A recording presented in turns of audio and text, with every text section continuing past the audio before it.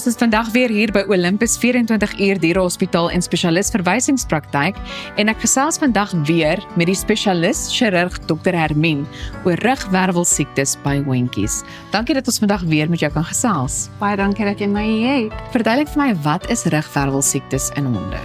Rugwervelsiektes in honde is eintlik 'n komplekse siekte wat op verskillende maniere kan manifesteer. So ek dink ons moet vandag spesifiek praat oor die ene wat klein hondjies beïnvloed. En dit is waar rugwervelmateriaal uitskiet en die koord, die spinale koord slaan en daar gaan lê, teen die spinale koord druk en dan simptome van pyn tot verlamming kan veroorsaak. En hoe presies sal 'n eienaar weet? Gewone geskiedenis wat ek by eienaars kry is dat 'n hondjie begin stiller raak, hulle begin minder op banke spring, hulle begin minder te hardloop en dan kan dit begin erger raak waar 'n eienaar begin agterkom dat 'n hondjie kreun wanneer hulle hom optel of selfs skree wanneer hulle hom optel. En dan in gevalle waar die siekte baie ernstig is, kan 'n hondjie begin verlam word as die kondisie nie aangespreek word nie. So hoe presies word dit gediagnoseer? Wanneer ons 'n hondjie sien waar ons vermoed hulle hierdie kondisie, sal ons 'n neurologiese toets doen om te kyk wat se senuwee spring en dan kry jy 'n goeie idee wanneer hulle sukkel met die siekte. As 'n mens spesifiek die siekte wil diagnoseer, stuur ons hulle vir 'n MRI.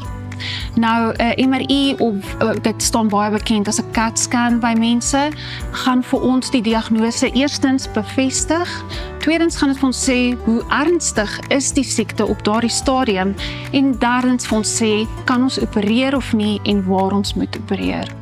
Nou wat behels die behandelingsopsies in so 'n pasiënt? Ek dink dit hang baie af van hoe ernstig die pasiënt geaffekteer is. So van die hondjies is partykeer net seer en in daardie gevalle sal 'n mens net pynmedikasie doen, rus en miskien fisioterapie. In honde wat erger geaffekteer is, neem ons hulle baie graag op in die hospitaal en ons begin te behandel met intravenous vloeistof. Hierdie hondjies is baie keer gedehidreer. Omdat hulle pyn baie ernstig is, gee ons vir hulle baie sterk pynprotokol en dan natuurlik in die ernstige gevalle waar ons 'n MRI moet doen, dan word chirurgie aanbeveel waar ons dit dan doen. En die chirurgie is eintlik heel eenvoudig. Wat ons daar doen is ons identifiseer presies waar die diskmateriaal druk teen die spinale koord en ons boor 'n klein stukkie been uit en haal dan daai diskmateriaal uit. En hoe lyk die herstelproses en die prognose van honde wat met hierdie siekte gediagnoseer word? Weer 'n keer hang dit af van hoe erg die hondjie geaffekteer is. Hondjies wat net pyn het, waar ons behandel met pynmedikasie en rus, baie goed. En dan natuurlik die hondjies wat verlam is, hang dit af hoe vinnig 'n mens die siekte behandel en hoe vinnig word chirurgie gedoen. Maar eintlik oor die algemeen sit jy met 'n baie goeie prognose. As jy binne 24 uur reageer, het jy 'n prognose van bo 95%. So hulle doen baie goed.